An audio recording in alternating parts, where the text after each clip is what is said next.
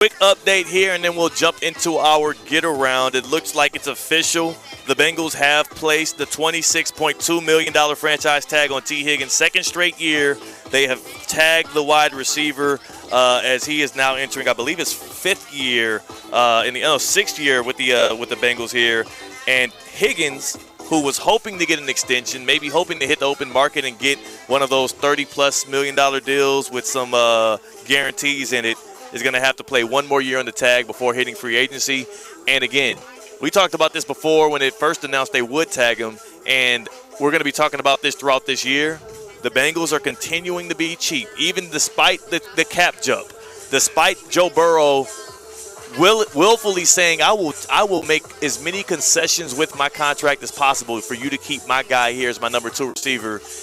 Cincinnati's being Cincinnati, and I don't think they're going to end up extending the dude, man. I think they're either trading him or letting him walk, and I think for Bengals fans, same old story.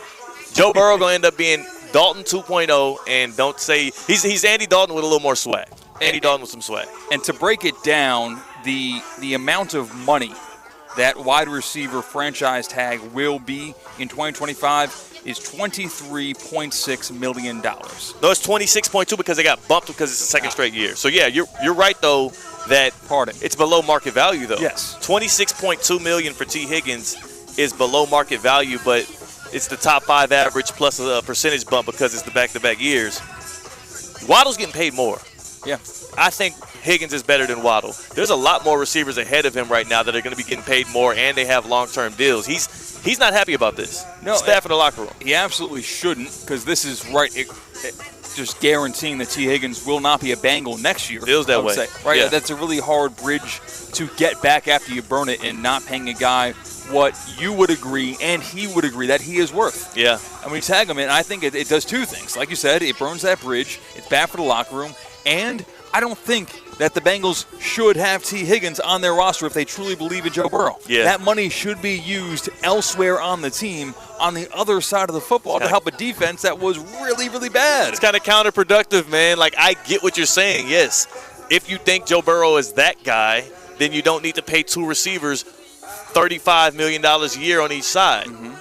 But I do believe there's a gap between Joe Burrow and those other 3 guys in the AFC, and Lamar, and Mahomes, and Josh Allen. And I think the Bengals, if they do retain Tee Higgins in some way, are admitting that. This is like a last dance type thing for the Bengals here. You retool the defense. You're going to have a new defensive coordinator. Hopefully they use some of that cap space they do have to get guys in that can play.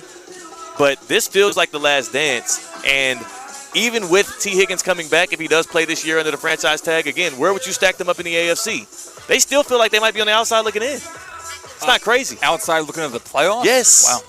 What do you get? Wow. Would you look? We just watched it happen. I know. Wow. What happened last year can happen this year? Damn right. Last year kind of felt more like an aberration than the standard. But Joe Burrow's been in the league 5 years. He's missed the playoffs 3 of them. That's the standard. But if you really want to be honest with the argument. Yeah.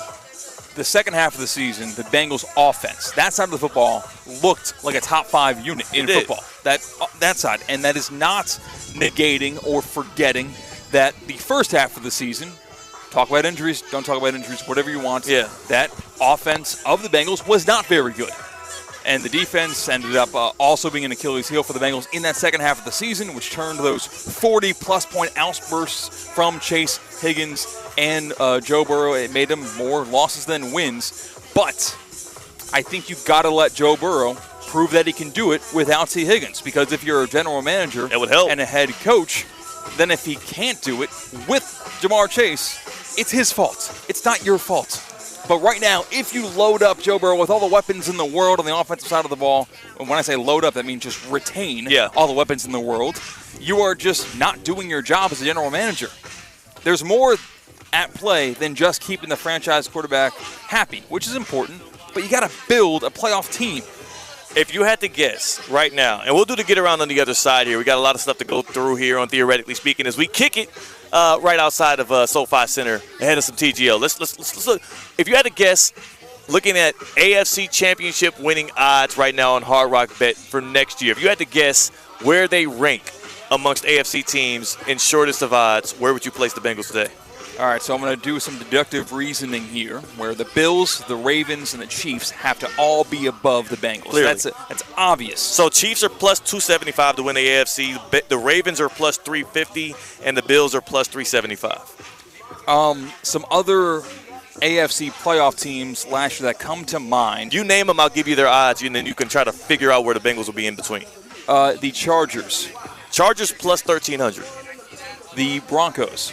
Broncos plus 1,750. That is I think that you're going to have the same numbers as the Chargers, the Bengals. I think you're going to see, for the Bengals to win the AFC next year, you're going to have plus 1,350.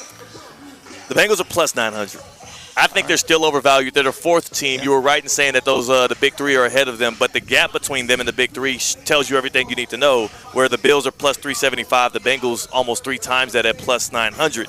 Here's what I'll say, though. The teams right behind them, the Texans, the Chargers, not the Broncos, but those two teams specifically, the Texans and Chargers, I feel stronger about their ability to get over the hump next year than I do the Bengals. And a lot of it has to do with they have the defensive side of the ball figured out. They can get more like on the small like increments on offense. And then the question is, what are you getting out of either Herbert or Stroud in the playoffs? For the Bengals, you know you're going to get a good, healthy Joe Burrow if he's available. The question for them is, are you able to retool that defense in one offseason with a new defensive coordinator? And I just would not be banking on that. I think I might be shorting them for the second straight year. Are we just kind of looking at possibly just earlier in the process, the AFC's Bengals are the NFC's Cowboys, where you have a lot of promise, and now you guys are just going to get a whole lot more expensive? I mean, it's getting closer to that. If they actually extended Tee Higgins, which I think is the right thing to do, but it might be the wrong long-term play if Joe Burrow is not able to squeeze more value out of them this year. If they extend him, I would tell you this. It would be a very almost one-to-one match, and the only thing you're missing is Trey Hendrickson. I don't think anybody, as much as we love him as an FAU guy, I don't think anybody's comparing him to Michael Parsons. Correct. So, and we also, I don't think we ever got to this, to be honest. I might have been going into the weekend or what have you. We kind of got lost in the fold with us. But the Bengals general manager, I believe it was, said to stop asking questions. Jamar Chase will be made the highest paid non-quarterback in the NFL. Ooh. So, that check has already been written out. Yeah. That's happening. It's a given guarantee that Jamar Chase will get record money for not just his position, but record money for the non-quarterback position. Right, it was Justin Jefferson right now at $35 million a year. So it technically is his position, and I'm wondering if it gets up to 40. I think that there's a really good possibility because of the cap spike, $23 million more this year, and then you add in the fact that he's the reigning Triple Crown winner as a receiver. He's negotiating for 40. The question is how close, where do you fall on that scale between 35 and 40? Yeah, it is, but I also think, the Bengals didn't make the playoffs last year. No. So, yes, your numbers are hard to argue with how good you are at your position.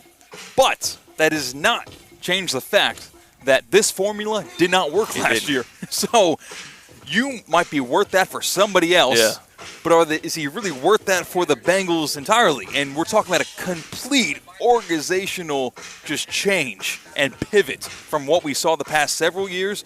But if that change looks so foreign and so uncomfortable and so different that does not involve paying Jamar Chase that amount of money, but it results in a playoff berth, isn't that worth it? Sometimes you just got to get it how you live, man. Sometimes you got to just stick to what you got. That's why I don't knock the Dolphins for what they got going on down there. Damn it, everybody can't win the Super Bowl every year, but at least they're fun. At least they got an identity. They're throwing the ball deep. You got fast dudes at every position. You're playing Madden-style football on offense. It gives some joy to some fans' hearts. If the Bengals want to keep putting on a great offensive show and allowing 35 points a game like the Miami Hurricanes did this past year, why are we hating on them? But I will, and we're still pushing this because it's a great topic to talk about with the NFL. When is it not a good idea to talk about the NFL? Yeah. Not everyone can win a championship every year, but every single team should feel that they have a path to the playoffs every year. Yeah, and the Bengals have a path. Yes, more than a path. Yeah. They've got the tools. They got the quarterback figured out. At least they believe they have the quarterback figured out.